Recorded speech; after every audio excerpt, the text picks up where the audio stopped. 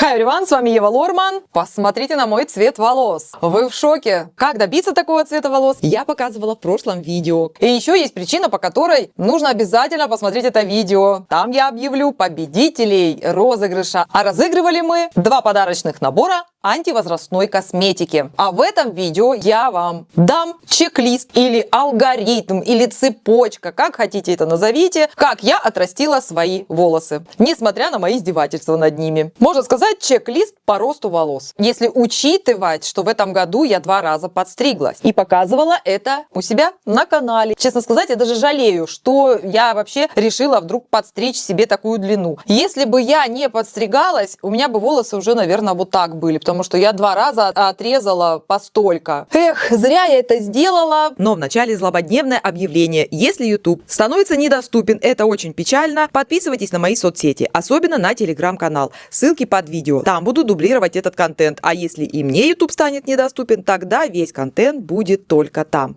У меня на эту тему, кстати говоря, натолкнул очень интересный комментарий, который я прочитала под своим видео. Возможно ли отрастить длинные волосы на порошке? Я не понимаю, почему все говорят, что рано или поздно волосы начнут ломаться.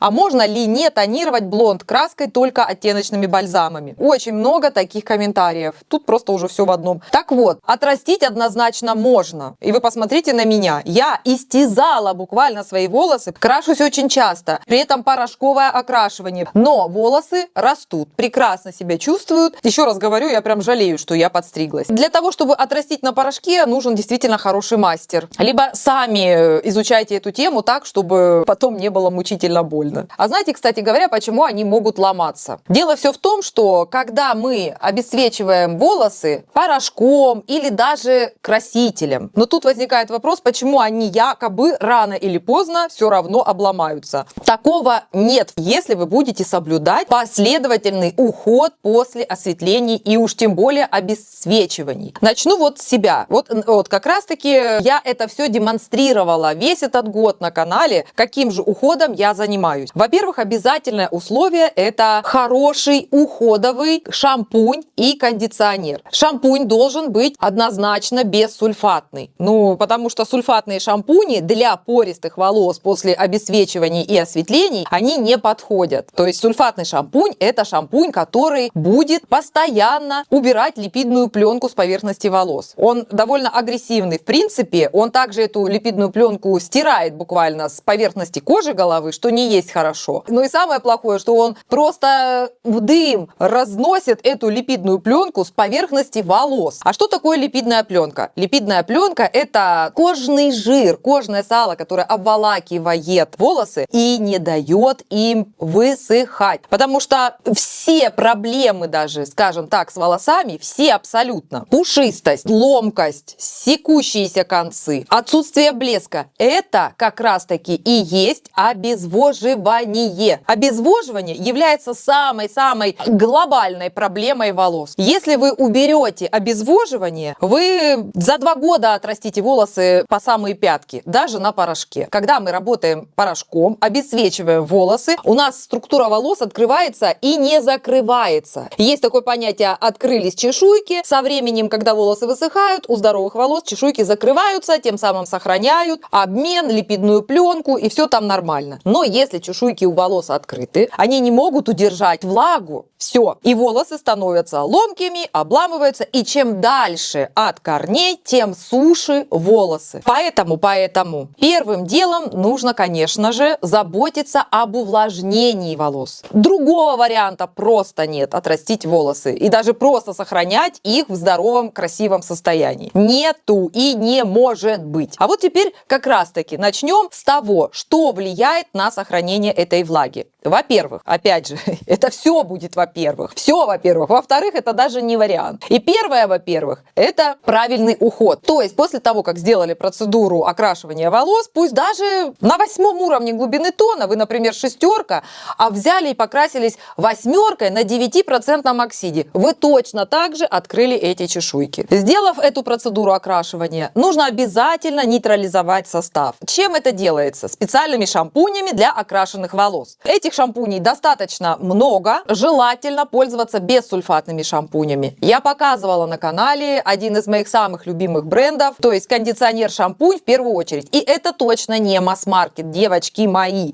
Масс-маркет — это очень усредненная система. Когда-то я очень долго пыталась найти что-нибудь из масс-маркета, что хотя бы напоминать будет об уходе на волосах. Ничего не могла найти. Никакие ни Лореали масс-маркетовские, ни Пантины, ни Дав, ничего из этого я себе не смогла подобрать. Если бы я пользовалась этими вещами, навряд ли бы у меня вот такие волосы были после моих всех истязаний. Поэтому однозначно выбираем шампунь, однозначно выбираем правильный кондиционер. И опять же, это не масс-маркет. Хорошо, либо масс-маркет, например, да, но выбирайте так, чтобы состав был самый щадящий, чтобы там были увлажняющие компоненты, чтобы, ну, хотя в масс-маркете там очень много тоже расписано на каждом тюбике любого бренда возьми, там все ухаживающее и прекрасно увлажняющее. Ну, я, например, думаете, я что, с другой планеты, что ли? Естественно, у меня вокруг огромное количество таких же магазинов. Естественно, я пыталась найти себе самый простой, самый дешевый уход, который можно только себе представить. Но не нашла. Про уходовые средства я постоянно говорю на канале. Очень часто одно и то же получается повторять, потому что немного, кстати говоря, уходовых средств, которые можно действительно постоянно рекламировать, постоянно о них заявлять. Уходовые средства в первую очередь. Дальше. Разного рода несмывашки, разного рода спреи. Да, это все прекрасно, если они вам подходят. Но если они на следующее утро не работают, это значит уже не ваше уходовое средство. Оно вам не подходит. Я даже сколько на себе тестирую. У меня ящиками просто стоит вся эта продукция. И очень часто даже такое было, когда я наносила, вроде бы сегодня классно, а утром я просыпаюсь, это был какой-то атас. Просто ноль действия. И даже наоборот, такое впечатление, что полностью высушены волосы. Потому что компоненты в уходовых средствах тоже разные. Бывают те, которые улетучиваются, бывают те, которые забивают кутикулу. Масса вариантов. Следующий шаг. Как мы сушим волосы. Я показывала на канале, как правильно делать укладку, вытягивать волосы на расческу. И говорила там, что расчески на металлической основе исключайте, потому что они могут перегреваться и перегревать волосы. Второе — фены. Фен, вот как раз прилетел комментарий от девушки, которая говорит, что ей мастер посоветовала фен-щетку, которая крутится и укладывает волосы, и высушивает их. Все вроде бы и ничего. Если бы я сама когда-то не пользовалась такими фенами, и могу сказать, что хорошего от них мало, можно ожидать. Для ежедневного применения или для постоянного пользования, когда мы моем голову и сушим, такие фены не подходят. Для тех людей, у которых есть проблемы с волосами. Нормальные толстые волосы, они, как правило, выдерживают даже эти вещи. А мы сейчас говорим о том, чтобы улучшить состояние волос и сохранить длину, отращивать волосы. Так вот, эти фены-расчески точно не подходят. По одной причине: у них очень высокая температура, и еще неизвестно, из какого материала сделана сама эта расческа. Вот еще момент, почему я говорю, что такими вещами нельзя пользоваться, потому что эта расческа, она постоянно крутится, вот она в постоянном движении находится. А когда мы делаем укладку сами себе, то мы столько не вытягиваем волос. То есть я вот беру, сушу, и я совсем чуть-чуть прокрутила, убедилась, что я высушила, то есть волосы сухие, все, я больше не занимаюсь вот этими накручиваниями, раскручиваниями. Еще плюс постоянно идет подача высокой температуры, и вы не можете в этот момент проконтролировать, что ваши волосы высохли, вы их постоянно перегреваете такими приспособлениями. Да, они очень удобны, прекрасно, не надо там заморачиваться, но это не подходит, это несовместимо со здоровьем волос. Еще раз говорю, этим можно пользоваться, но не на постоянной основе. От того, что высокая температура, представьте, постоянная высокая температура, она обязательно пересушит волосы. И что бы вы ни нанесли до этого, вы уже высушили и сами волосы, и вытянули всю влагу из уходового средства. А если в уходовом средстве будет отсутствовать влага, те компоненты, которые там находятся, они будут искать эту влагу где-нибудь извне, будут ее высасывать. А это и есть ваши волосы, на которых они находятся. Они начнут сушить ваши волосы, потому что их молекула воды улетучилась, вы ее пересушили. Все. Представьте, это вот закономерность, логика. Поэтому даже пользуясь очень хорошим, дорогим уходовым средством нужно понимать, до какого состояния вы можете высушить свои волосы. Нужно контролировать и этот процесс. Фен. Я много показывала фенов на канале. Эти все фены с ионизацией. А ионизация тоже прекрасно влияет на волосы. То есть там отрицательно заряженные ионы, которые закрывают кутикулу, понимаете? Опять же, закрывают кутикулу и не дают пересыхать этим волосам в процессе даже сушки. Да, и еще один такой момент. Многие спрашивают, а можно ли пользоваться тонирующими средствами вместо красителя? Вообще нет. Вообще забудьте просто это явление. Вместо красителя ничем пользоваться нельзя. То есть вы обесцветили волосы, и нужно сверху покрыть структуру волос молекулами красителя, которые от взрыва от своего, они увеличиваются в объеме и заполняют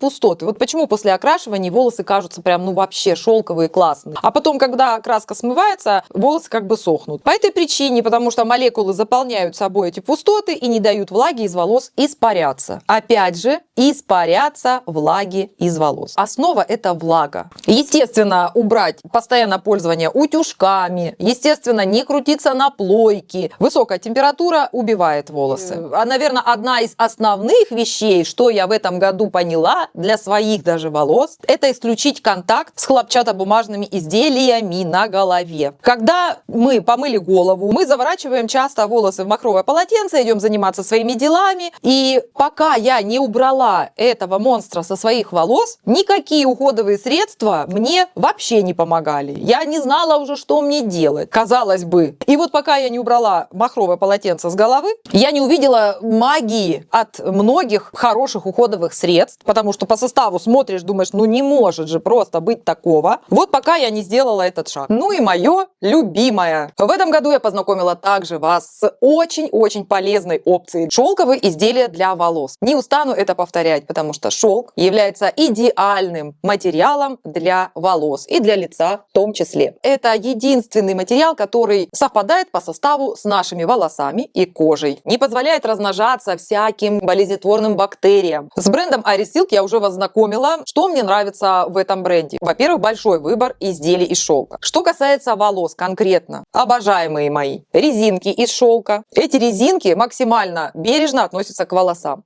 И королева бала, конечно же, это наволочка. Наволочка из хлопка вытягивает влагу из волос. И не только из волос, она вытягивает влагу из лица, что тоже очень даже неприятно. И когда я сменила наволочку, я также была поражена. То есть вот укладка у меня сейчас. На следующий день именно на шелковой наволочке укладка сохраняется. Мне не надо идти мочить волосы, вытягивать их опять. Я в принципе обожаю шелк, потому что это с детства со мной. У моей бабушки были огромные перьевые такие подушки сумасшедшего какого-то размера, вот такого, но они были в шелковых наволочках. И я каталась с этих подушек как с горки. Поэтому у меня это вот, как говорится, с молоком матери, вот это ощущение и любовь к шелку. Показываю еще одну свою наволочку. Это лимитированная коллекция вот с таким красивым принтом. У бренда Iris Silk очень высокий уровень гладкости и блеска. Рука буквально скользит по поверхности. Наволочки Iris изготовлены из плотного качественного шелка, который, в отличие от шелка других брендов, менее подвержен риску повреждений и разрыва тканей. Но даже шелк такого высокого качества не застрахован от повреждений при применении физической силы. Вот у меня для сравнения есть шелковая наволочка другого бренда. И посмотрите, что с ней происходит за время эксплуатации. При эксплуатации она начинает разрываться по шву и растягиваться шелк. У бренда Iris Silk я такого не наблюдаю. Ну и швы просто идеальны. В отличие от другого бренда. Очень-очень тонкий шелк. Просвечивается буквально насквозь. Очень хорошо видно, насколько плотный шелк, если посмотреть на просвет.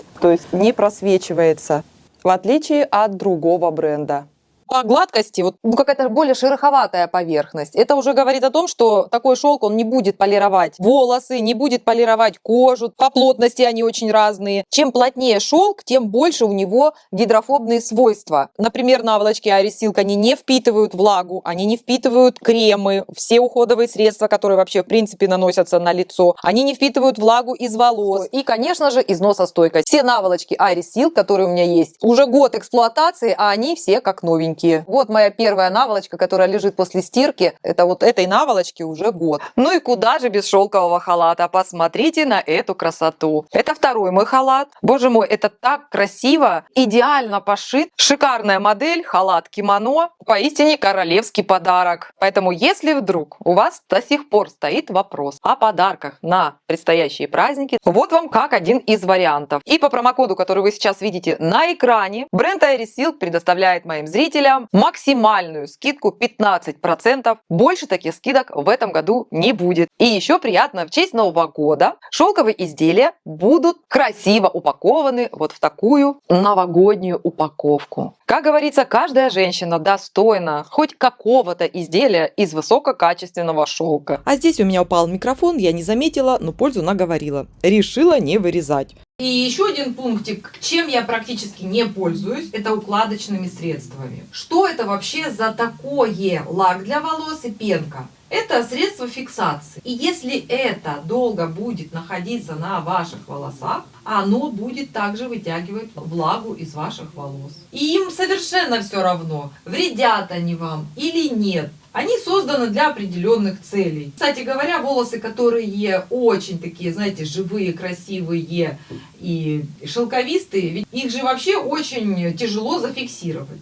Ни на пенку их не накрутить, ни лаком их не уложить. Почему? Потому что там достаточно много влаги, и вот эти все средства, они не высыхают в той мере, как они могут высохнуть на обезвоженных волосах. И пудры в том числе, и солевые растворы в том числе. Пользоваться этим нужно максимально редко, насколько это вообще возможно. Поэтому эта вот цепочка, она взаимосвязана. И если вот все вместе это собрать, тогда да, тогда вы получите качественные волосы, даже после жестких окрашиваний и обесцвечиваний. Ну и, кстати, не только. После химической завивки в том числе, потому что химическая завивка, она считается по травматичности на волосы самой опасной.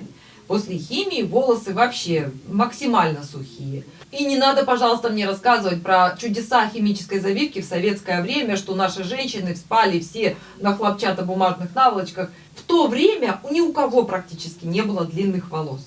Там была одна вот такая химическая завивка на всех женщинах. У кого хватало времени накрутиться на бигуди, более-менее еще какие-то кудри были, либо это просто был одуван. То есть вообще разговор нельзя строить в таком русле, потому как я предвижу уже такие комментарии в советское время. Поэтому вот эти неадекватные сравнения, что было в советское время, я тоже хорошо отношусь к этому времени и прекрасно вспоминаю. Но нельзя сравнивать те стрижки или прически с теми, о чем мы сейчас говорим. Плюс нельзя сравнивать технический прогресс, загрязненность воздуха. По поводу, кстати, масел можно также сказать. Есть косметические масла, которые сбалансированы именно для волос. То есть взять подсолнечное масло, вот так нанести, да даже репейное масло, которое максимально полезно для кожи головы, но максимально не полезно для длины волос. Потому что именно масла, они растворяют липидную пленку. Вот такие масла, не подготовленные для волос. Потому что есть косметические специальные масла для волос, так и написано масло для волос. Для длины волос, что немаловажно, потому что есть масла для корней, только для прикорневой зоны, только на кожу, а есть для длины. И это нельзя путать. Ни в коем случае нельзя взять репейное масло, нанести на длину. Вы растворите все, что там будет. Масло – это растворитель. И вы растворите всю липидную пленку, которая может сохраняться благодаря уходовой цепочке. Это все подойдет для людей, у которых в принципе существуют проблемы с волосами. Волосы тусклые, тонкие, вьются, пушатся, не укладываются, секутся, отваливаются, обламываются.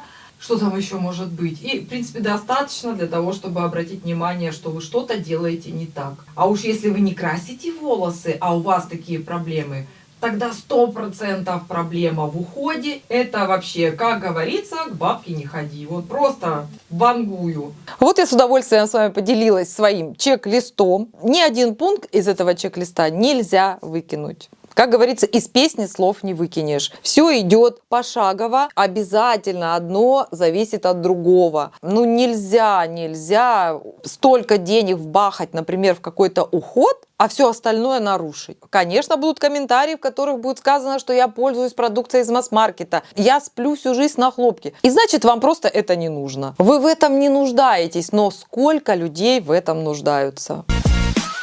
Напоминаю, что оперативно на ваши вопросы я отвечаю в первый час после выхода нового видео, поэтому подписывайтесь на канал, жмите на колокольчик, чтобы получать уведомления о выходе. Курсы, книги, онлайн-консультации, ссылки в описании и в закрепленном комментарии. И всегда читайте описание, потому как я могу там дополнить тему ролика. И подписывайтесь на мой телеграм-канал. Туда вы можете присылать вопросы со своими фотографиями. Ссылка на него в описании и в закрепленном комментарии. Благодарю вас всех за потрясающие комментарии. Надеюсь, ролик был для вас полезный. Подписывайтесь на канал, жмите на колокольчик, чтобы получать новые уведомления. А я на этом канале снимаю ролики для вас и показываю все тонкости работы мастера индустрии красоты. Bye-bye, everyone! С вами была Ева Лорман. И до встречи в новых видео. Эй, народ, не скупись, лайк поставь, подпишись, колокольчик тут же жми, делись со всеми, не томи, хватит даме танцевать, пора идти видос снимать.